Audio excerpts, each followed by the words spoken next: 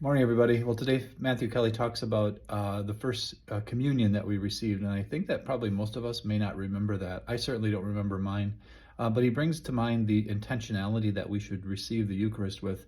There's a reading that comes up in the readings that priests and religious pray throughout the year, and I'm not exactly sure where it is or who the author is, but he talks about distraction at Mass, and he says, why should we be surprised that we're distracted at Mass when we don't take time before Mass to actually prepare for what we're doing?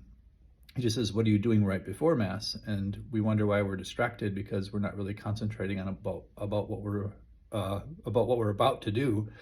And so that's why the reading today calls to mind St. Therese and her experience and how she remembered every detail, and she really was cognizant of what she was about to receive.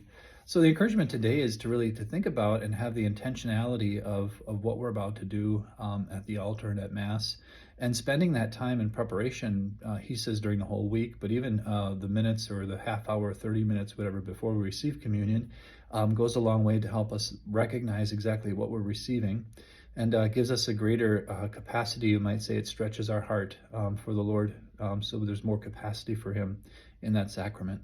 So that's the encouragement today, and of course the virtue is hope. In other words, being able to see a future, seeing the future reality of Jesus coming, his second coming, and again, communion is that place filler until he comes again. So let's thank the Lord for coming to us in the Eucharist, and try to receive him with more intentionality in our preparation for Masses every time we receive him. God bless, and see you tomorrow.